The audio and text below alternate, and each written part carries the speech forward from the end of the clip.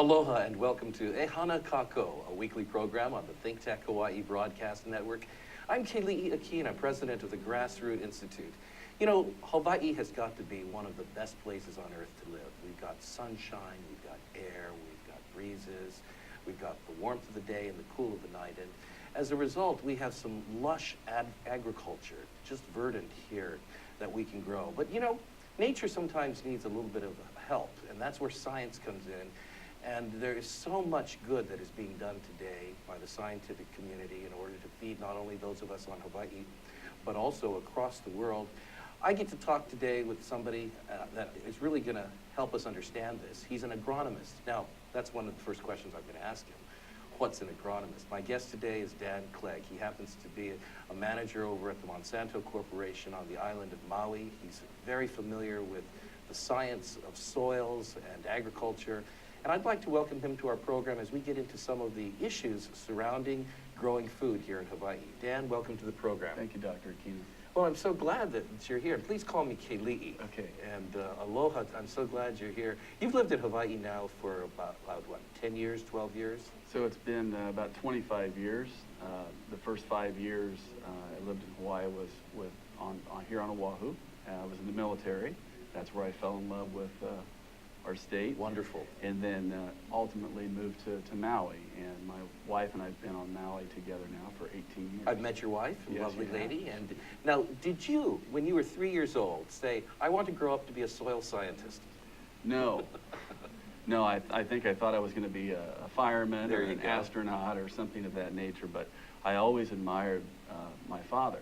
So I'm the third generation to grow up on a farm. Is that right? And raise food for people. What part of the country? It was in central Illinois. Okay. Very flat land country, but perfect place to raise soybeans and corn. Of course, we had livestock as well. We had pigs and cattle. So we raised lots of different kinds of food. So you've had farming in your family for generations? For many generations, that's right. Why do people farm? In fact, you know, a lot of us are city folk today. We don't really know a lot about farming. What we know about produce, agriculture, and so forth is you buy milk in cartons. Yeah, that's right. So it's about as close as we get to it. But today there are tens of thousands of people in our country who are engaged in farming. In fact, possibly more if we take the broader industries of agriculture. Why are people engaged in that? Well, people are engaged in agriculture. It's many times a lifestyle choice. So it can be a choice by legacy. If you have a parent or grandparents that were part of farming, they wanted to help you get into that operation, and that's what you're familiar with, like many of us sometimes. But I think lifestyle choices and having the independence to run your own business, to make decisions on your own, but to also be part of the land and to work outside and to feel that sense of accomplishment sort of on your own shoulders and being proud of doing something that really, when you look behind you, you can say, I did that. And that's how farmers a lot of times feel. Farmers and ranchers both feel that way, is they want that sense of accomplishment. Now, there are a good number of people involved in agriculture today whose families, like yours, have been involved for many generations, but they're operating in a different way than their fathers or their grandfathers or grandparents. They're highly trained when it comes to science. And I have to confess, I didn't really realize that at first because my exposure to farming was Green Acres on television. Remember that show? I do. But farming is extremely technology and science infused today, isn't it? Yes, and farmers are very, very intelligent people. They have multiple decisions that have to be made in the field to actually do the job of farming, but they're also business people. They're marketing a product, they're making business decisions about how to spend money, and at the same time, they're also gambling a little bit because they have a crop that they have to sell before they can get any revenue. It's not like a person that works in a job that has a salary and gets the same amount of money in their paycheck every 2 weeks or every week. It really is a risky business. Well, farming has always involved that risk factor. Not a reckless type of risk, but kind that is calculated on entrepreneurship. It's very calculated, and and I like the word entrepreneurship. You talked about green acres. One of the things that my mother was always a little frustrated with when her and my father actually moved back where they lived for my father to start farming. She felt as though people looked down on farmers. She felt as though that idea that farmers were just wearing bib overalls, they weren't very smart, they were sort of backwards. That was always a concern, and that you're talking about a generation before me. So exposure to agriculture, exposure to these people that are very intelligent, their education level, the technology they're using today, really is unknown to the average urbanite. Is that right? Well, you know, science obviously plays a very big role in giving us the productivity of agriculture today. And we wouldn't have the ability to feed our country and other parts across the world were it not for science. What kinds of benefits does science bring to the farming process? I'm sure it's everything from chemistry to soil preparation and so forth. It's multifaceted. Science is used in, we all know this in Hawaii, that many areas, including people's yards or their gardens, are irrigated. We don't have enough natural rainfalls, especially on the leeward side of the islands, for rain-fed agriculture. So many times we use irrigation water. Science plays a role in helping manage how we use water and how we efficiently use water.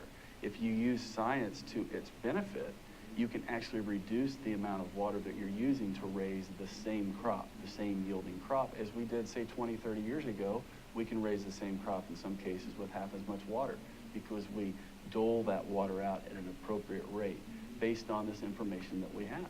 You know, sometimes people make the rote assumption that agriculture, when it's enhanced by science, is harmful to nature. But what you've just described is a way in which we're actually helping to preserve the environment and actually able to manage our water supply much better.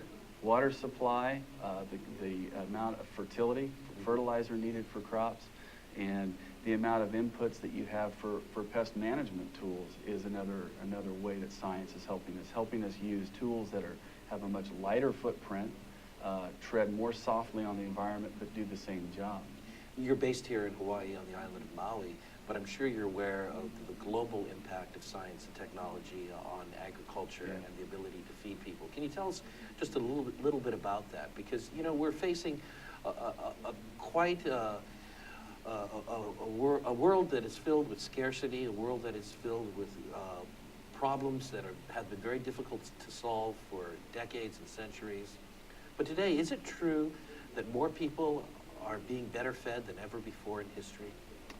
You know, I don't have that number, that they're being better fed, but what I can say is that 1 in 9 people are undernourished or hungry when they go to bed. So there is a real need. There's a real need, and this is the population today.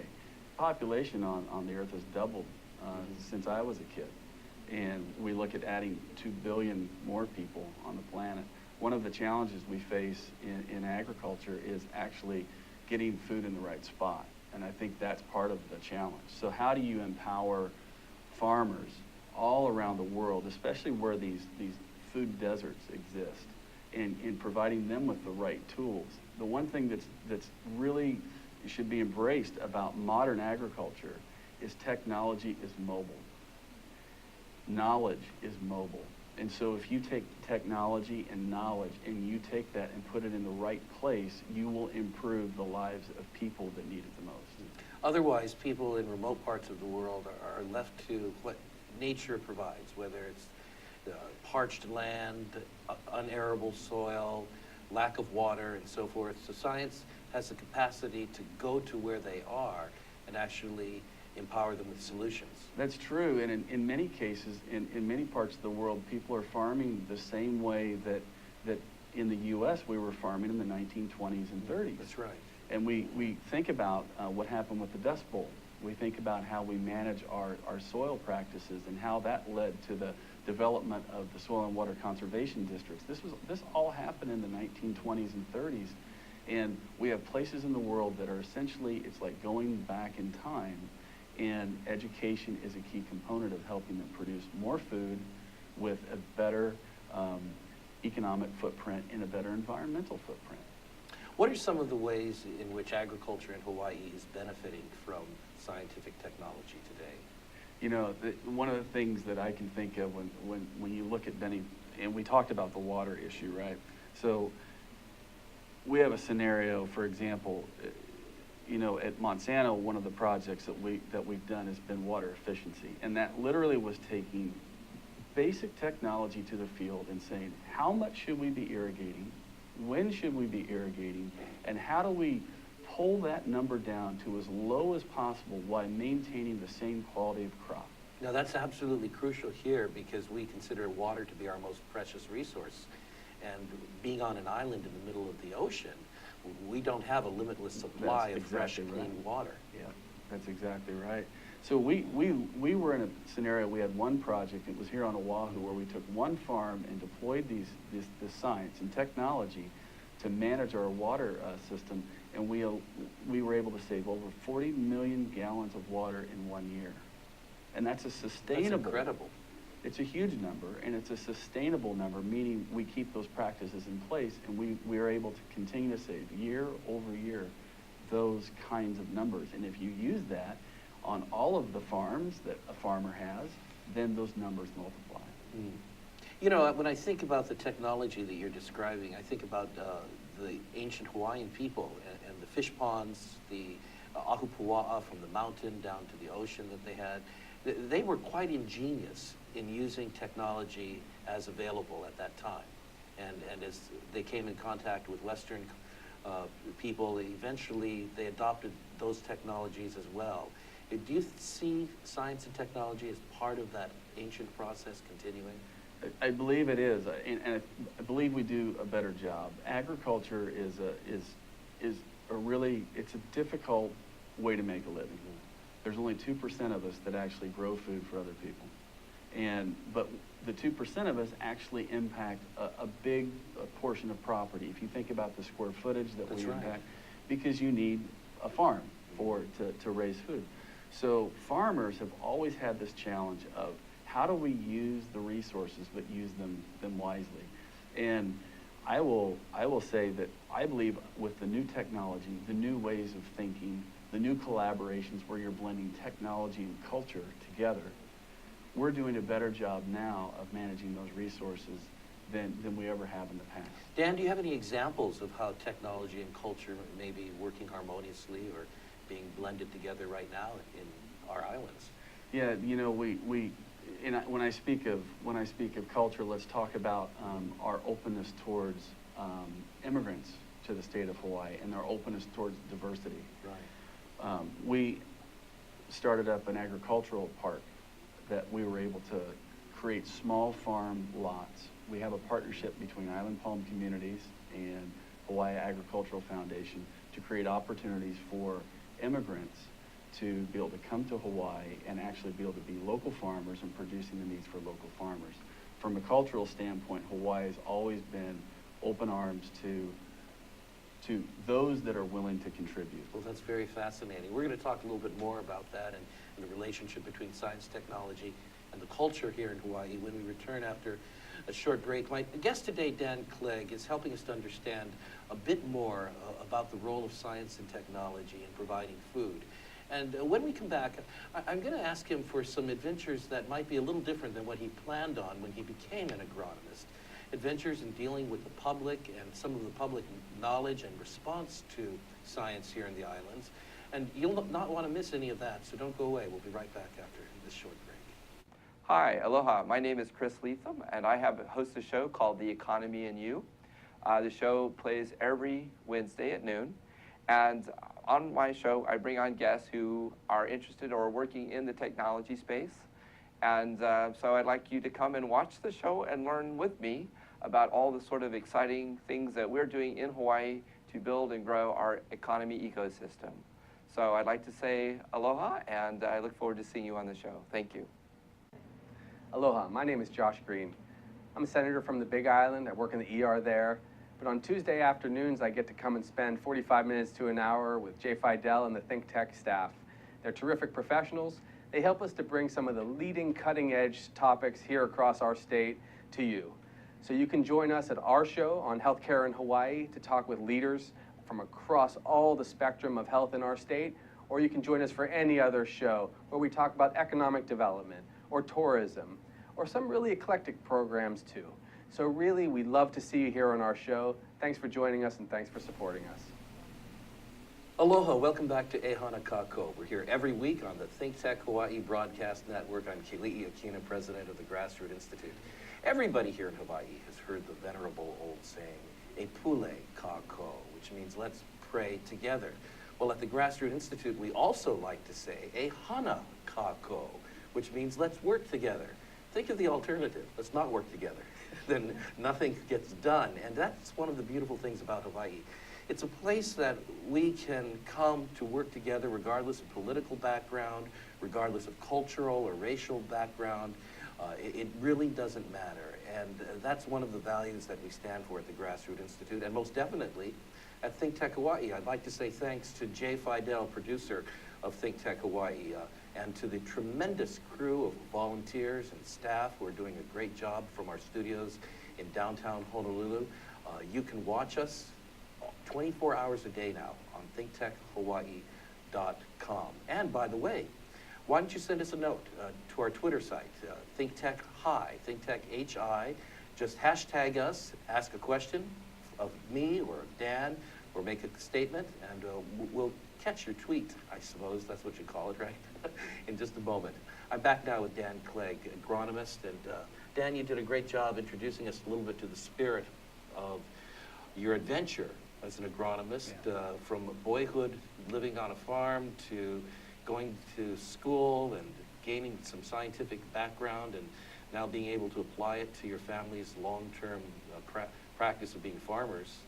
Now, we spoke a little bit earlier about the fact that not everybody understands what's going on in agronomy, soil science, or farming today. You've been having some adventures of your own, haven't you, as you relate to the public on Maui or on Kauai or elsewhere in the islands? Yes. Yeah, it's been exciting. It's been an exciting time. And as I mentioned before, I'm a third generation in my family to be involved in agriculture. So I just assumed that everybody understood what was happening on a farm. I never put a lot of thought into it. And you know, here as we work here in Hawaii and we've worked over the years, we started to understand that there was actually a disconnect between the farming community, farming and ranching community, and the non-farming and ranching community, and not a purposeful disconnect. But when 2% of the population is farming or ranching and the other 98% are doing other work, there's not always a chance for that dialogue.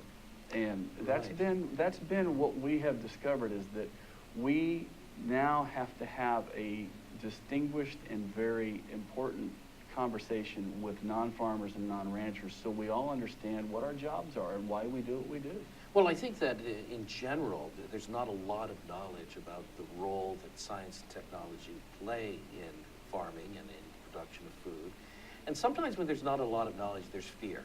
Yes. There are a lot of things that we hold sacred here in the islands. We hold the land sacred, we hold the environment sacred, the water and the air. We're very sensitive to that. And people have come from across the world to live here because they share that. And yet we may not have the knowledge of how our practices in agriculture relate. And sometimes I think, have you sensed sometimes people have a fear when they really don't know what's going on? It is fear. It is, I mean, generally, it's human nature. Mm-hmm. If you don't understand something, it's natural to be somewhat afraid of it. That's quite honestly how our ancestors survived, is that when something was scary, they stayed away from it. Sure. And the reality is that we live in an environment where lack of education shouldn't be a problem we have. Information flow is greater today than it's ever been. The real challenge is sorting out the facts from something that's false. Sure. You know, one of the things that I'm surprised sometimes people don't realize fully is how much science and technology is responsible for feeding the hungry throughout the world. How much we have, in the last several decades, multiplied the supply of food where people were starving, and without science and technology, that starvation would be more rampant than it is. Have you come across any, shall we say, misconceptions, misunderstandings that may exist in the public that may be worth talking about a little bit? Yeah, there's really three misconceptions that I think we could discuss, and one of them would be cultural practices. How do farmers do what they do? What pest control techniques do they use? How do they grow their products? Another misconception that we sometimes have is just food safety in general, and the general issue around biotechnology and how that plays a role in the food system, and then people's understanding or comfort or knowledge about larger organizations like Monsanto. Who is Monsanto, and how do I get to know them? Sure. Well, let's talk a little bit about food safety. I think that's a growing subject of interest across the world. And when we talk about food safety, we're raising the question, is the food that hits our tables safe for our children? Is it safe for us to eat? And what's the track record of modern science in terms of its impact upon the safety of food, especially the techniques that are used in the majority of farms in the United States? So the modern science and its impact on modern ag as far as food safety has increased food safety. So the track record is very, very good. We have some of the safest food in the world today that we consume. What we have found is that in areas where modern agriculture and those tools have not been deployed, whether it be in the U.S. or in other world regions, those tend to be the areas where food safety problems arise the most. So it's the absence of sufficient technology and appropriate science that actually is the greater danger in a food supply. It's not just a volume-based discussion, right? It's actually food safety is about not just quality of food or volume of food. It's about, is the food safe? Sure. And we have we have scenarios where quite honestly the science that's used to keep our food safe may be around some of the testing that's done on the back end. So the farmer produces the food safely, but if the farmer sends it off to a distributor, for example, that keeps the food sitting around for too long and the food spoils, well then you would take perfectly good food and make it unsafe. So keep in mind when we talk about technology, we're talking about all of the various links in the chain. It's not just what's happening on the farm. One of the practices of ancient Hawaiians was to create hybrids of certain products. We had at least a couple dozen hybrids of taro, kalo, which was a very important sacred plant and so forth. But my people, I'm part Native Hawaiian, have been very committed to the practice of increasing the food supply by altering the genetics. But in the days of ancient Hawaiians, that was more at a macro level, the way dogs may be raised and so forth. Modern science has given us the ability to do this at the molecular level. And so we have genetically modified organisms. Now, I'm not trying to give you a tough time, but I'm going to be hardball. The GMO issue has become a very controversial issue. And sometimes I liken it to this.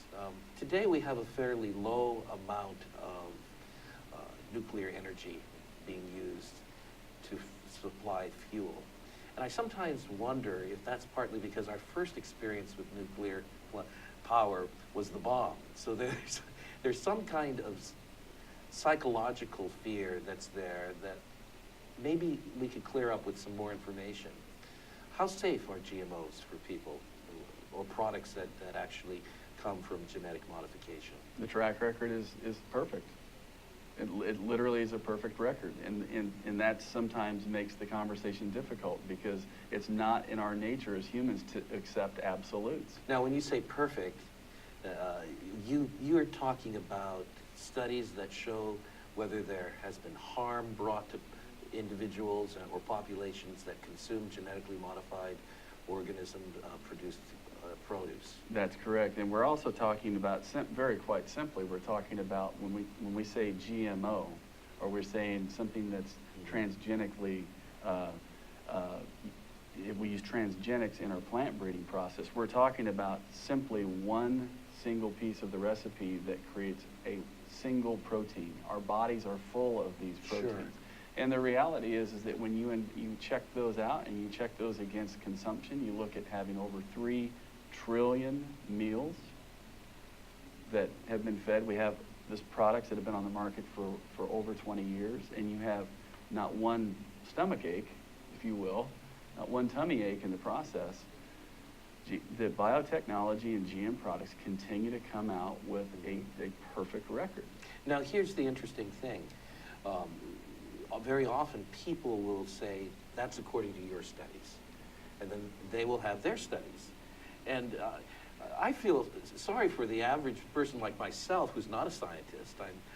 I'm trained in research methodology, but I'm not a scientist.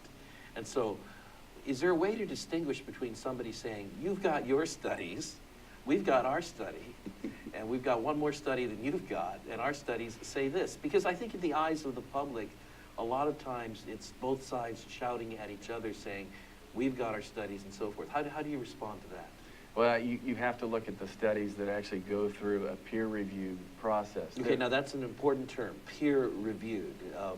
Because sometimes people may think that just means people, cronies, sit around a table. Friends sitting around the table reading stuff together. See, Dan, that looks good. Yeah, that looks pretty good. That looks pretty good. But you mean something quite precise by the term peer-reviewed. Yeah, so there are standards and practices put in place when you publish a paper and you're going to make a scientific conclusion, okay?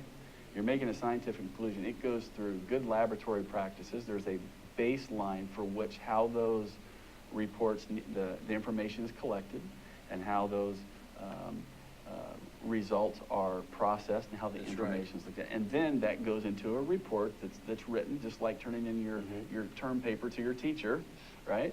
And it is scrutinized by the rest of the scientific community. And believe me, people love to find errors in those.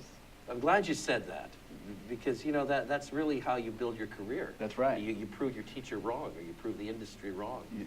So we've got this process called peer review, which really encompasses the publication of serious research articles after a research program is finished. And then people circulate that to all of the major universities, to the National Academies of Science and other bodies of learned individuals, and they attack it. That's right. They look for what's wrong. They try to improve upon it, and the dialogue goes forth. So it's this process of competition when it comes to knowledge, really. Absolutely. And a peer-reviewed report has to go through that. So what you're saying is that the studies that show that GMOs are safe for human beings, and the overwhelming amount of those studies are peer-reviewed studies, but the studies that question that or deny that result are not peer-reviewed studies. That tends to be the case, or studies For the most part. that have failed. Right. Studies that have failed the peer review process, but have been grabbed onto and recirculated as fact, minus the peer review approval. So just doing a study isn't enough, because if a study, perhaps within a certain range of variables, turns out to say, this is harmful, somebody can grab that without having tested it against other studies. And that happens a lot, I think. It does. You remember that, did you play that game Telephone when you were a kid in school, where you'd have one kid on one end and the other, and you'd tell a sentence or a story, and by the time it made it to the last student. We were poor. We played tin cans. You played tin cans. Yeah, it was completely different, though. By the time you got to the end, it was completely different. And that's really what happens in the process, is that information is then misused. It's a misuse of information. And the peer review study process actually is designed to eliminate the story effect. It takes out the opinion, it takes out the ideology. It says, here's what the facts are. Well, as we go to a break now, I do want to share with all of our viewers that there are resources available that actually do look at the science. One outstanding organization that we make use of as a think tank is called the Heartland Institute. And you can look up the Heartland Institute, just Google them. They have compiled the volumes and volumes of research studies that are peer-reviewed and their results. And Dan, I've looked at that, and it actually does show that the overwhelming science in terms of how safe our food is today, science has had a very positive impact on that and improved the safety of food. I'm Keli'i Akina with Dan Clegg. We're having a fascinating discussion on non-controversial issues like our food safety and so forth. But I hope you understand a little bit more, as I do today, about the important role of science and technology for our food. We'll be right back after this short message. Hi, Jay. Hi, Keith. My name's Keith Bettinger. I knew that. And I'm the host of ThinkTech Asia. I knew that too. Here on ThinkTech. Fabulous. You got a great show going, Keith. Thank you very much. And for our viewers out there that are interested in ThinkTech Asia, it airs every Tuesday from 4 to 4:45, and it can be accessed online at thinktech.com. Yeah, so what kind of guests you like? Well, we have a number of guests from academia, from practitioners of international affairs. Sometimes we have military officials. Sometimes we have public officials on the show. And our goal, we try to talk about current issues in South Asia, Southeast Asia, East Asia, and Central Asia, all throughout the Asian realm in more depth than you would find in traditional mainstream That's the media. difference, isn't it? Exactly. That you're reaching out beyond what ordinary news media would do. Right. And that's why we like you so much. We're trying to provide a thinking person's perspective, an intelligent perspective on what's going on, and we're both sides of the story, or even when there's more than two sides, we try to cover every angle. And I think that's one of the big benefits that we provide here at ThinkTech. Is it's a really innovative source of educational programming for the people of Hawaii. You're great, Keith. You are a great host. You got a great show going on. I watch it every week. Thanks very much. Why don't you guys watch it every week too, okay? 4:45 to 4 to 4:45 every Tuesday.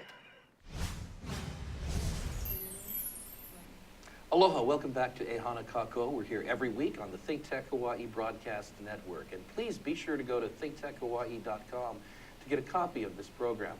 My guest today is Dan Clegg, a soil scientist and agronomist who has devoted his life to the production of food for mankind and, in fact, the improvement of the quality of food. And we've been talking about some of those issues. I do hope you'll participate in our conversation, and I want to thank Mark Ward, who has just tweeted in, and he's got a question over here. Perfect record. There are an equal number of peer-reviewed studies that raise concerns of GMOs as those that report safety. I'll repeat that in a second, but for the rest of you out there, please do tweet in, and that will be at ThinkTech HI, ThinkTech HI. So let me ask you this question here. Perfect record. There are an equal number of peer-reviewed studies that raise concerns of GMOs as those that report safety. Dan? So that's a question. And by the way, thank you very much for the comment, Mark. I appreciate that. He's stating that he believes that there are an equal number of studies on both sides. And what is your response to that? The response to that is that it's well over 80% of the peer-reviewed studies today are the ones that are saying GMOs are safe, the production of those products are safe. So it's an overwhelming amount of our scientific community that agree with that. It's actually a higher rate in some cases than the discussion around global warming and all these other issues that come on the table. This is close to unanimous as you're going to get in the scientific community. And I think that part of the difficulty is being able to distinguish between peer-reviewed research and research that A, is not peer-reviewed, or B, took place within a peer-reviewed study, but wasn't the conclusion. That's correct. And it is a little bit tough because we've got another factor involved in the communication of science, and that is the general media. That's exactly right, and it is more difficult to get accurate information. As much information as we have, it's hard to kind of nail those numbers down, right? It takes a lot of work by any individual to actually research any subject today and to filter out. Just the job of filtering out the misinformation is a big job in itself, and that's before you actually start reading and actually absorbing and digesting the factual information. So we have somewhat of a handicap with information out in our community on many issues. It's not just this issue. Mark, thank you for that comment, and anyone else, tweet in at ThinkTech HI. Now Dan, I'm sure you face some other misconceptions as well in the time remaining. Is there anyone you'd care to discuss? Something that the general public may not really understand about science and technology and its impact on food. You bet. The one in many ways that's closest to me and many of the people that I work with is our farming practices.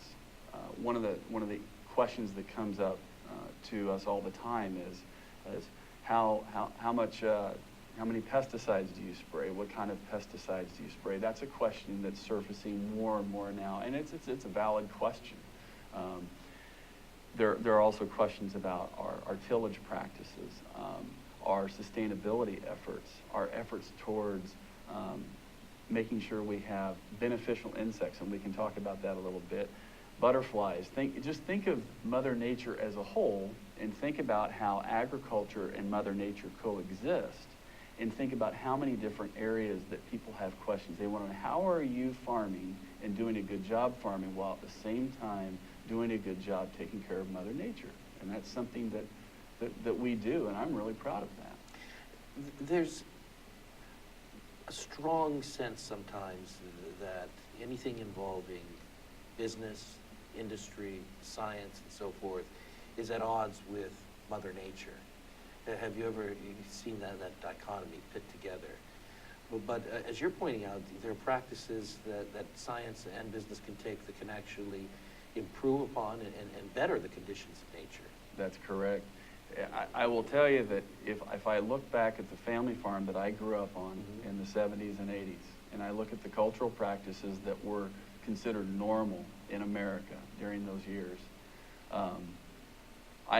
in hindsight, I look back and I actually grew up during some of the harshest environmental conditions in agriculture. In other words, that was really the peak of tillage practices where there was lots of overtillers. That was the peak of pesticide use.